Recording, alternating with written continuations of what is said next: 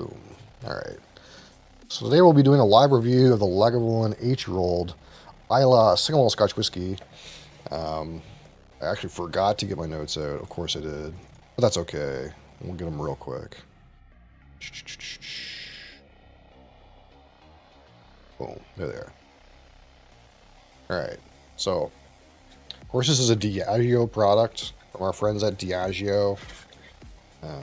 This is 48% alcohol, 96 proof. It is chill filtered, and it is color added, as far as I know. Despite the fact that, well, actually, man, I say it's color added, but look how pale this is. My notes say color added, but man, look how pale this is. I guess we can't say for sure that it's not color added. Look how pale that is. But my notes do say color added, man. That's a pale color if it's got additives in it. So usually I write color added if we can't say for sure if it's color added.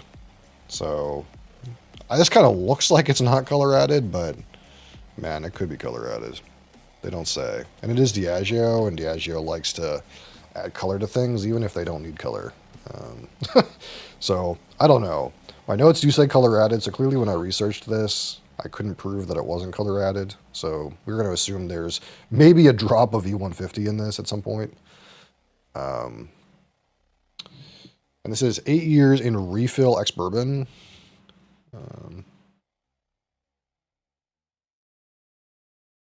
Super pale looks not color added. Yeah, it definitely looks not color added.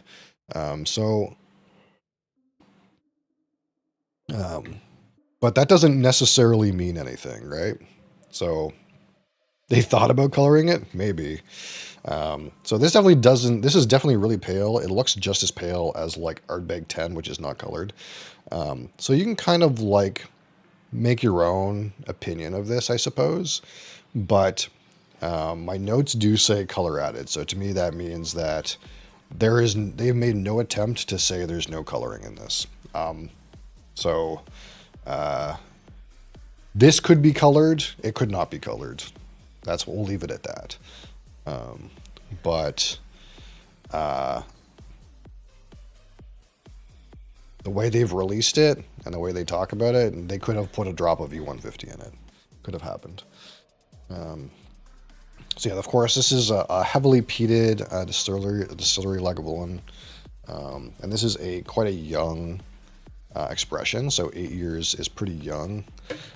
So it's going to be fairly rough and brash and smoky and earthy. All the things we like about young Islay Scotch. And we're going to rate this at a 100, 25 for aroma, 25 for palate, 25 for finish, 10 for texture, and 15 for my overall personal experience.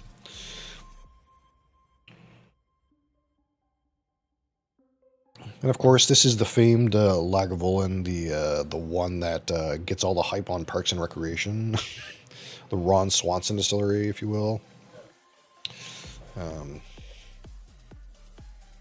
So we've kind of let this open up a little bit.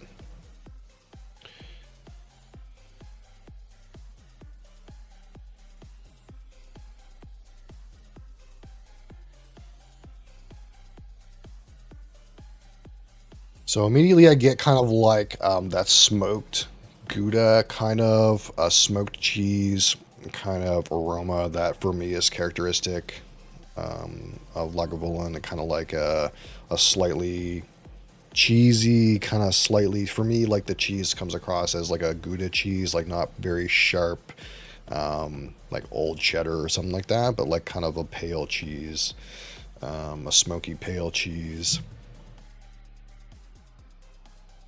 But I'm getting some like fruitiness in there. There's also like a nice smoky character in its own right. That campfire smoke is in there. But I would get an orchard fruit similar to like apple, like a cut apple, kind of like grilled apple sort of thing.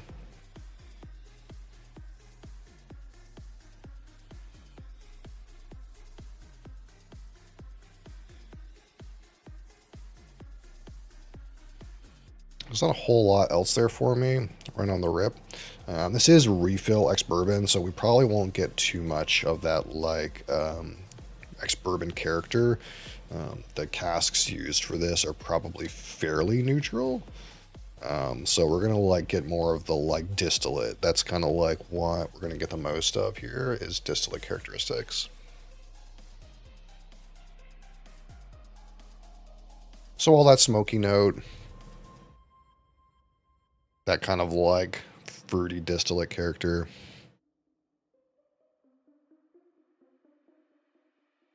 There's not a whole lot else there. The intensity of the aromas is very good, but it's not like super complex. Um, we're kind of like really targeting with a strong expression a few select individual kind of characteristics that have to do with like the peaty, smoky aspects and like the distillate aspects. All right, so we're gonna try this on the palate. Lagavulin 8-year Slanchva.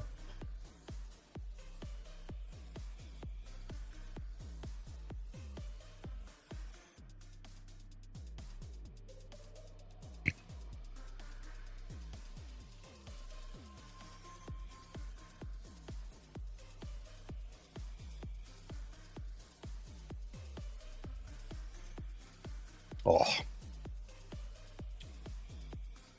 so smoky. Um, so on the arrival, you kind of get that campfire smoke. The smoky part is your first initial impression. As it stays long in the tongue, you do get some of those fruity aspects, some of those like cut apple, sort of grilled apple characters. Um, and then kind of into the back palate, it's more dark, rich, earthy, little bit ashy. Into the finish, it's kind of like ashy. You get some oak in there a little bit. That kind of like black creosote campfire sort of note.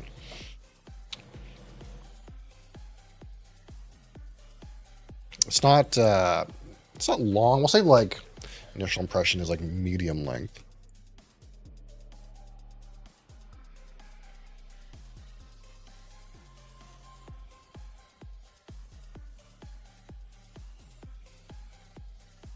So it's definitely like full bore on all the peat characteristics. That's kind of like um, what the Stram is really about. It's about like the expression of the peat profile, and the choices kind of made with this would kind of like suggest that's kind of like what they're going for, right? It's younger in age, it's refill bourbon.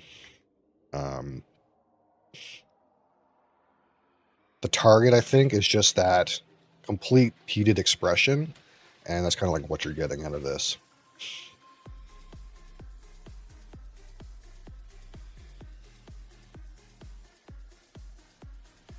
I'm getting some kind of protein notes, some kind of meaty kind of notes on the nose now.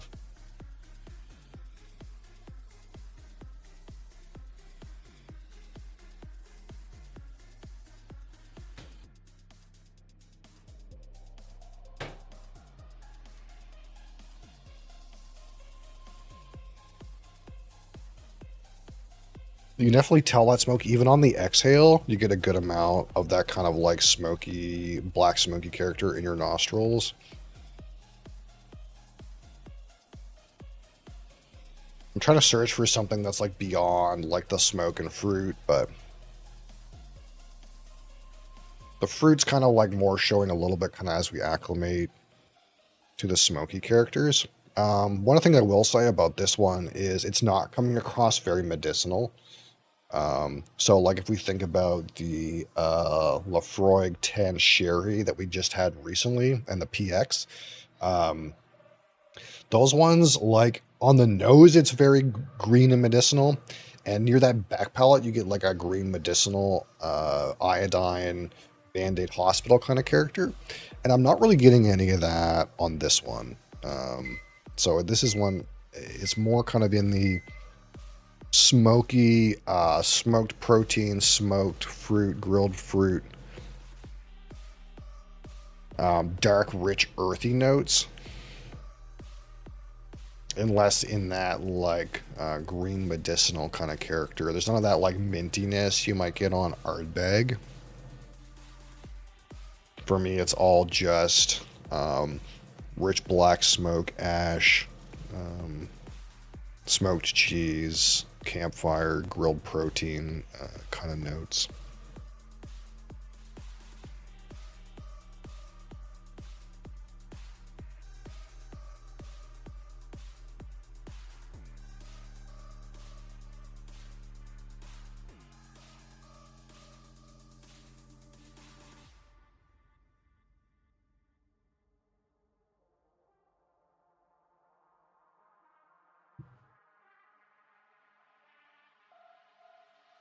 So on the finish, a little bit of spiciness, not a lot. Actually, that thick black creosote smoky notes. You get a little bit of the fruit aspect in there. Some barrel oak minor.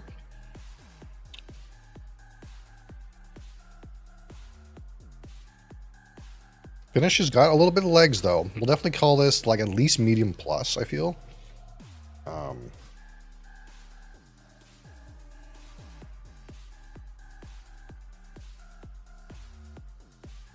it's definitely very earthy.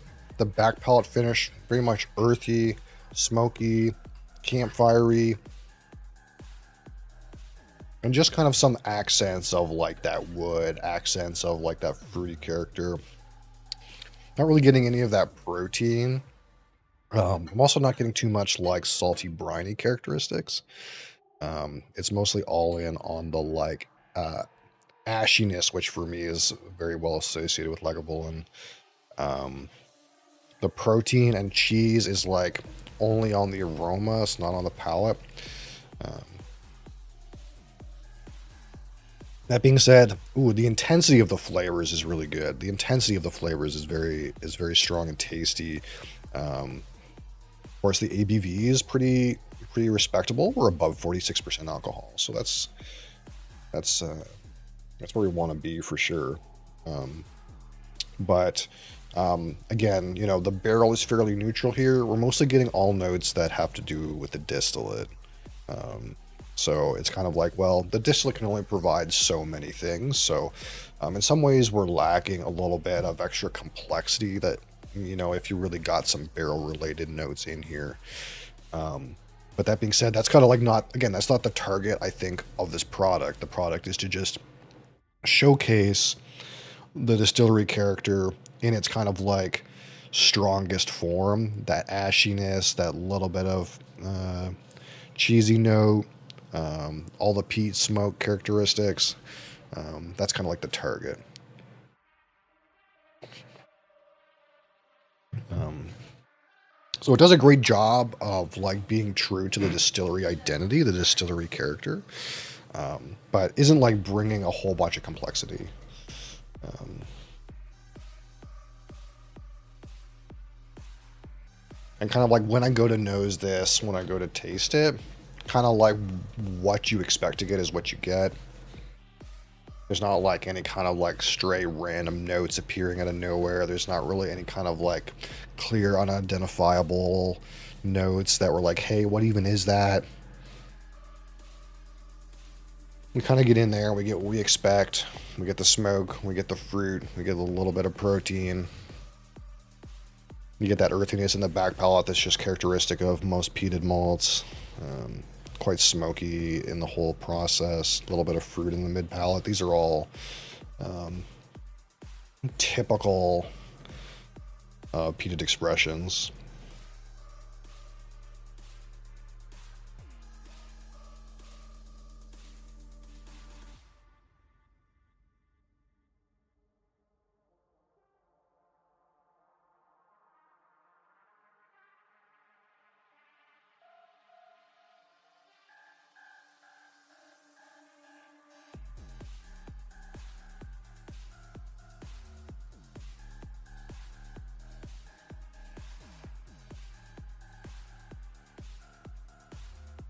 I'm trying to look for me, like those sweet notes as We acclimate to the whiskey as it kind of like opens up. We start to get more of the sweet components, but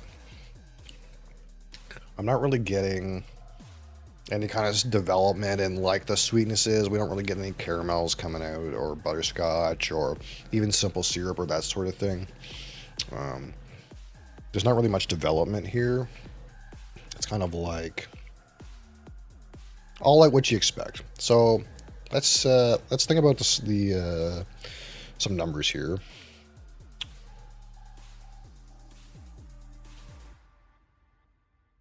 So out of 25 on the aroma,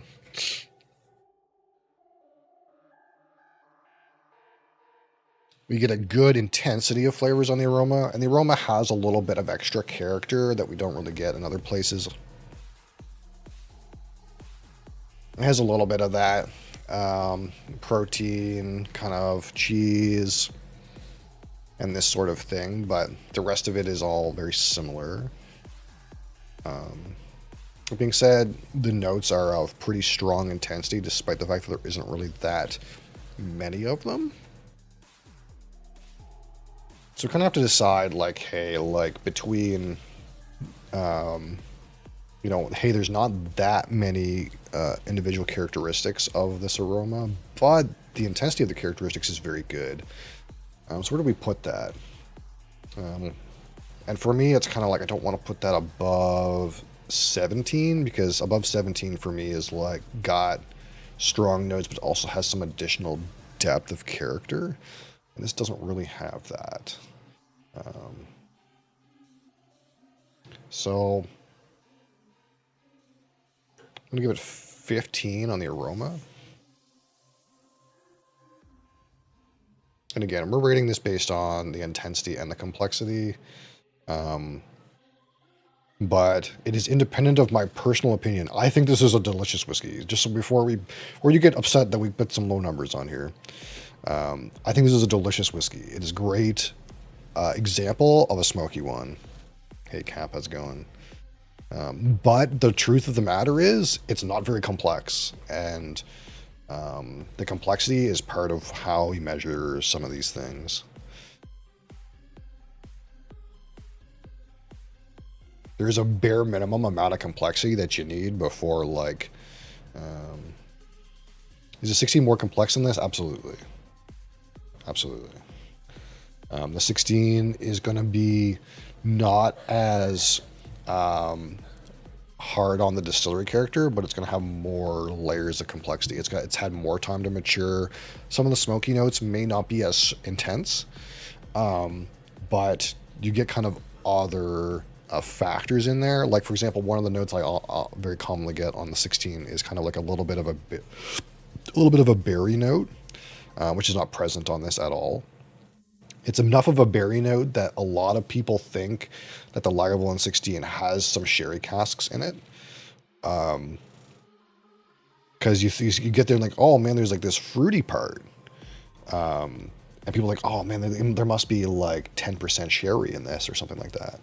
But the word around town is it's similar to the 8-year where there actually isn't any sherry in the 16.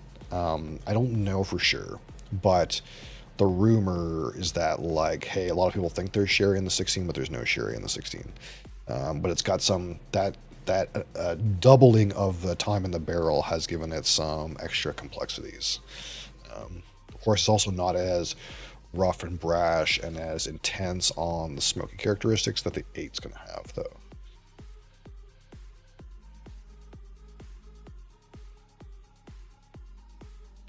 If we have time, we could pour a little bit of a 16 today, and we'll just try to make an example. You didn't care too much for the Offerman rum cask. I can't remember what I said about the Offerman rum cask. What did I rate that as? Because we've already rated the Offerman. Before I say the wrong thing, I just want to go see what I've already said about the Offerman. Because I don't want to say, oh, I said this, but that's not exactly what I said. So I gave the Offerman, 69? That's a pretty respectable score. So when we look at the Offerman, I gave way more aroma notes on the Offerman. I kind of had more kind of like other, like there was a bit of a berry thing. Looks like there's more grassiness. And I said glaze for some reason. So there was more sweetness on the Offerman. And I'm not getting any of that sweetness here. So clearly that rum cask, despite the fact that I wasn't thinking too much about the rum cask having that much of an effect on the nose at the time, it's pretty clear based on the notes that I wrote about the Offerman that that rum cask did offer a good amount of sweetness that isn't present here, that rum finish, despite the fact that I didn't feel like I got it in the mid palate where I wanted. I didn't get that like sweet molasses hit in the mid palate. That part was a bit disappointing. It still added some extra dimension to the 11. So 69 is not a bad score. I gave it a pretty good score. Rate some R&R. Holy fuck. So, yeah, my one complaint about the Offerman was that the rum cask really muted parts in the like mid palate, back palate into early finish, and made them less intense. And it was really hard to find the sweetness that the rum cask offered.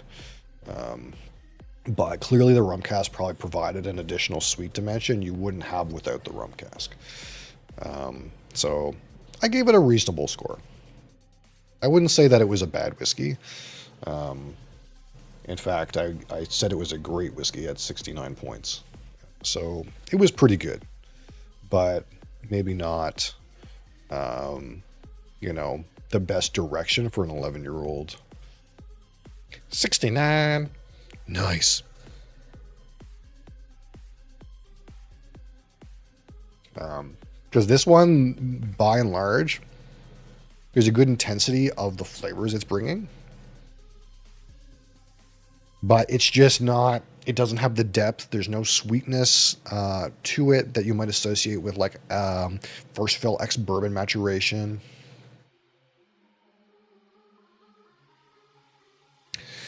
You end up getting a cabinet for your bottles. I do already have like a wooden cabinet, as you've seen in the inside scoop pictures. Now that you're a subscriber, you get the inside scoop. Yeah, so that's a wooden cabinet. And I do actually have one more shelf in that wooden cabinet that I could commandeer right now. It has like board game stuff in it. But yeah, I kind of want to buy that shelf that I posted in Inside Scoop. I want to buy one of those probably too. It's got way more room, and it'll just allow me to be even more egregious with how much stuff I hoard. So I haven't bought it yet, but that's kind of like, I think that's the next thing I have to do, because as you see, like I have floor whiskey again. I had no floor whiskey. Like I had floor whiskey, then I cleared out the cabinet, and then I had no floor whiskey, and now I have floor whiskey again. So we have to find more space. I think I can only find the 8-year around me. Yeah, so the 8-year is kind of like, it's kind of like the wee beastie from Ardbeg, except it's a little older, and instead of having like some sherry casks in it, it doesn't. It's kind of like it's all on the distillate notes.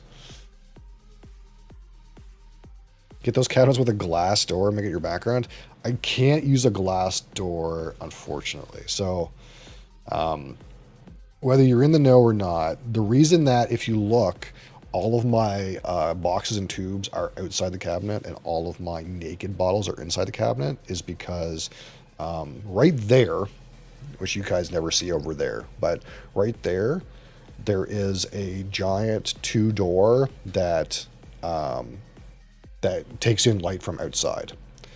And by and large, the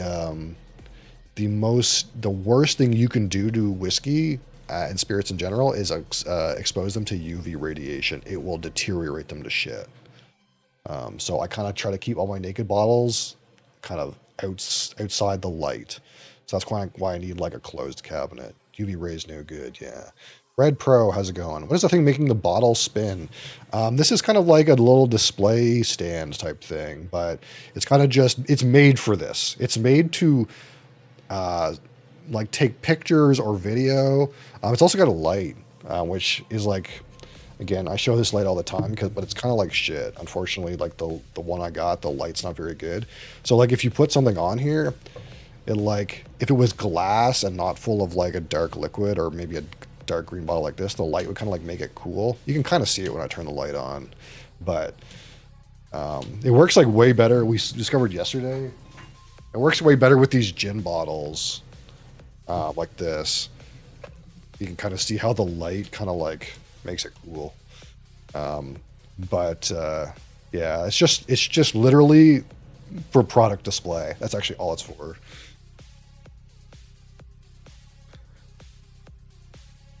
Yeah, UV rays are terrible for whiskey. Um, a lot of tests have been done. Well, how much does whiskey deteriorate in like a large open bottle and stuff like that? And by and large, the absolute worst thing you can do to spirits is expose them to UV rays. It's by far the worst thing you can do. So that's awesome. Yeah, thanks. I hope you guys like it. That's kind of what it's for. To make it cool. But yeah, the naked bottles, if they open the curtains right there and let a whole bunch of outside light inside, I just can't have them hit the bottles. They will deteriorate. And as you know, I am hoarding whiskey, and some of it's going to last for a while, and I don't want UV rays hitting like naked bourbon bottles for a long period of time. That's my concern. They do look really good in our glass cabinet, though. I do agree. It's like a great to have them as a display piece, but I'm more concerned about like the longevity and the quality of the liquid. I've had some bottles ruined by sunlight many years ago. Yeah, it's definitely the worst thing you can do. What is the alcohol that are yellow, blue, and green called? Uh, I don't know. It sounds like it's dyed. That sounds like dyed alcohol. If you keep them out of sunlight, how long can they last open? Basically forever. Because they have at least 40% alcohol in them. So they do not go bad. Even if you have a bottle that's like really at the tail end, that has like 1 dram left in it, that will not go bad. That being said, there is various debate about the effectiveness of keeping them in a very empty bottle, because if you have a lot of oxygen in the bottle, there are chemical changes that happen to the whiskey. Some people don't like those chemical changes and feel like it makes them more muted, but I don't worry about it too much. To me, that's all about the journey of the whiskey, is kind of how it changes with oxygen in the bottle. Um, Multiple layer alcohol layered. Yeah, that sounds like kind of like that Guinness thing, where like the like densities of the liquids are different. Well, there's people that drink it with ice too. Well, yeah, I mean maybe, but yeah, it just comes down to the fact that these things, unopened whiskeys will last forever, and whiskeys that are like low in the bottle, they will not go bad, but the flavors will change more rapidly than, for example, this one, which is about here. This one probably won't change very much in flavor, but if I get it down to like here, the flavors may change more rapidly. But that doesn't necessarily make them worse. It makes them different. Um, one of the things that I always talk about when we talk about change of spirits in the bottle over time is if you have spirits that are um, sherried, the sherry notes seem to diminish more rapidly, for example, than ex-bourbon notes.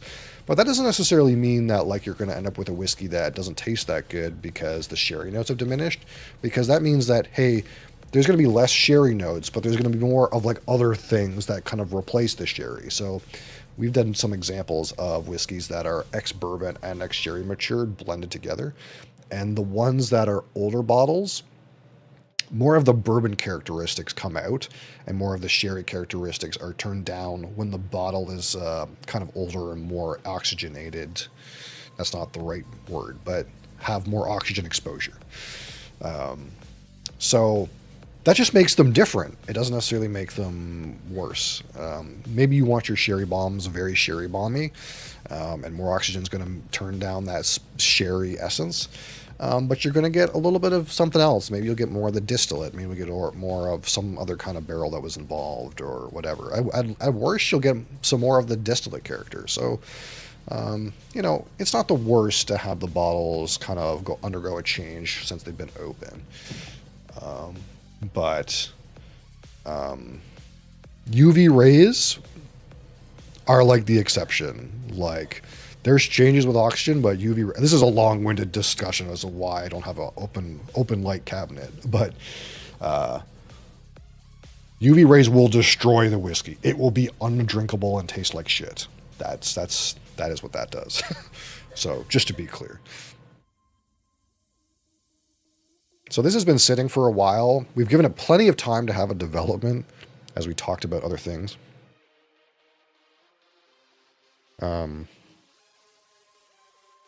So we're gonna try to assess the palate here. Hey Ben, how's it going? Ben, I owe you 15 milliliters in the community infinity bottle. Whatever you want, brother. Whoa, who's that guy? I don't know. I recognize him from weeks ago.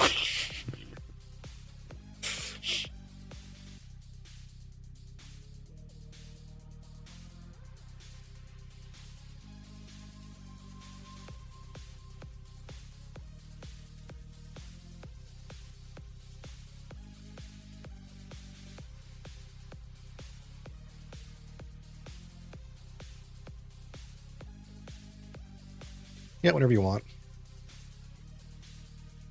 So initially, on the entry, very smoky, very campfirey. You get some of that grilled apple in the mid palate. Then you get a growing earthiness. The earthiness is kind of very dark and bitter. Still smoky. You get a little bit of spiciness in there, just a little bit. We'll call it clove, like maybe just a little bit. So it's not a great wide breadth of the amount of notes. Cooch Man, wow, that's a name. You play games? Yeah, usually for 3 hours before this. Port soy? Oh, you got it. I love port soy, actually. We're going to talk about that port soy again because I think Bee's Knees remembers I opened that port soy and I was like, it tastes like burnt toast. It's not my favorite, but that port is starting to show. It's starting to get juicy. Are you multi-streaming? Oh, so many places. So you probably haven't read my most recent blurb, but basically we got Twitch. That hasn't changed. We're on YouTube. Vertical. So YouTube horizontal, YouTube vertical. We're on Kick on horizontal, and on TikTok on vertical. So I got 2 vertical streams, and I got 3 horizontal streams. That's what's going on right now. So we got some chat over on TikTok. That's who if it feels like I'm talking to myself, I'm talking to TikTok. That's what's happening.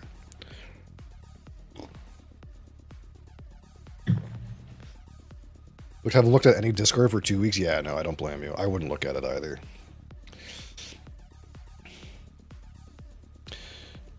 I tried the Angel's Envy last night and got more port flavor. Yeah, I think these port bottles, the port will take some air, I think, before it gets more juicy. That port soy, I kind of like randomly had some like a little while ago, kind of like while I was doing something else. And it's still like a bit black burnt toast in the back palate.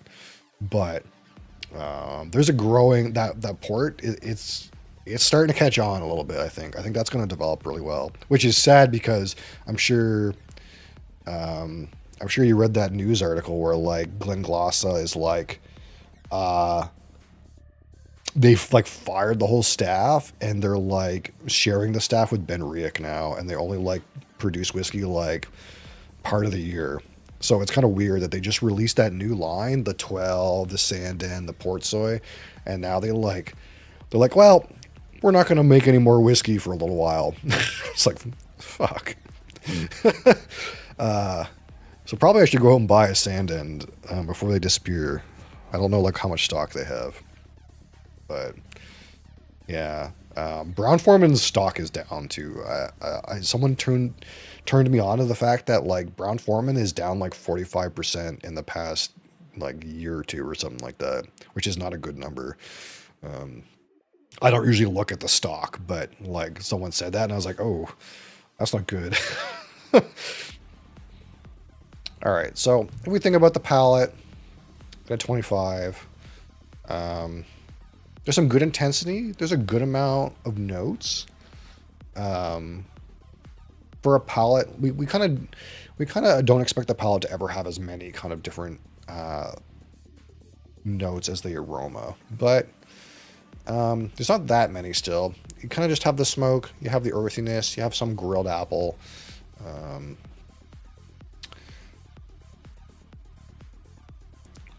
I kind of like it though. We'll call it 17. I think that's fair.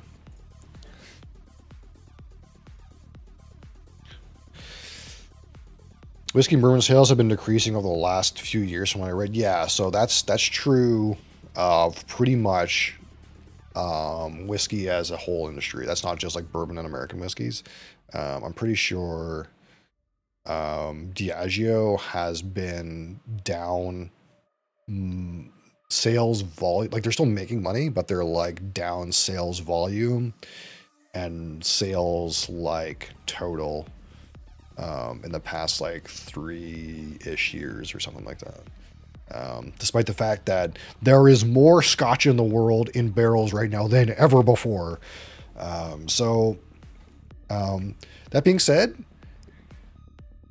one of the things you have to remember is when the sellers are having a hard time, that means it's a good market for the buyer. Okay, so we might end up in a situation where, some distilleries might close. It's very sad, but that means the distilleries that are still around are going to have way more whiskey and are going to be able to provide way better offerings. What are you buying? What are you buying? Look, you want to go bottle shopping? We can go bottle shopping. Where are we shopping?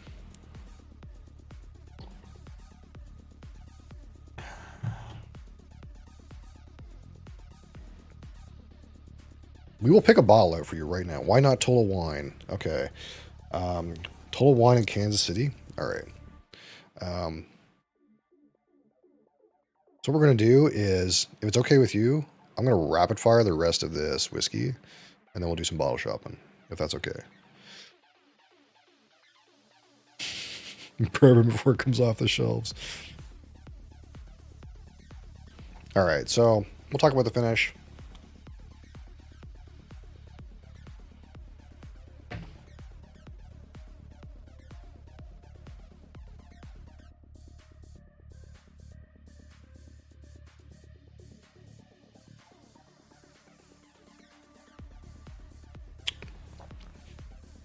Got that black creosote kind of character, earthy. Get some of that like grilled apple in there, some oak. Ain't no local Canadian bourbon. Oh, Ben, I got something to show you. Directly related to that statement.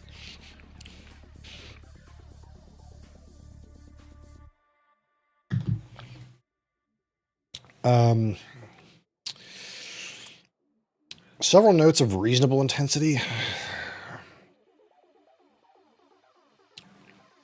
Length is like medium. I'm not ready for the red. It's not a Red Bank meme, I promise. It's almost long.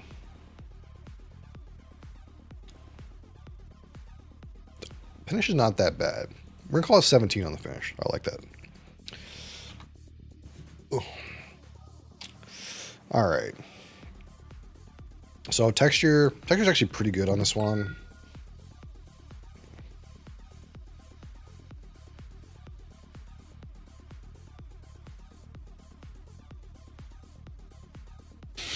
No, look, I got something. Look, I promise you, it's directly related to local Canadian bourbon. I don't have the bottle yet, but I'll show you what it is.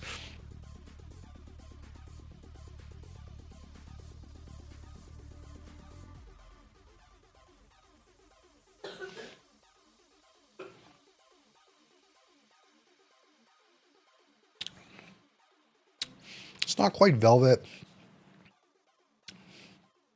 We'll give the texture 5 out of 10. If you would meet a celebrity, who would it be? I don't know. If I say Charles McLean, that's probably the most appropriate name to say on this broadcast. Nick Offerman. All right, so let's, out of 15, talk about our experience, and then we'll do a bottle shop.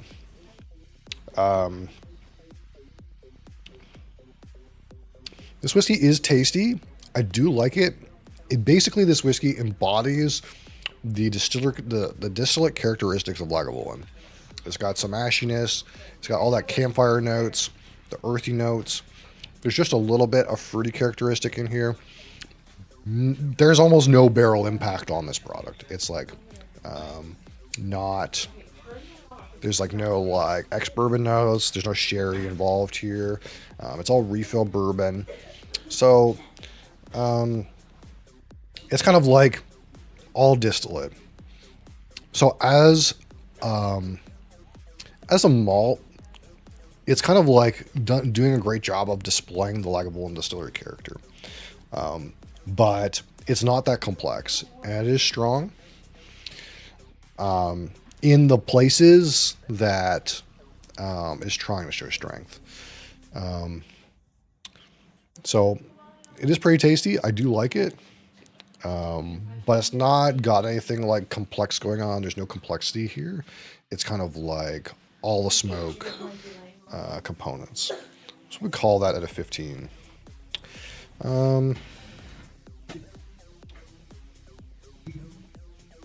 Earthquake. I think we'll give this at a 15. Or been to a concert? Yeah, a few. I'm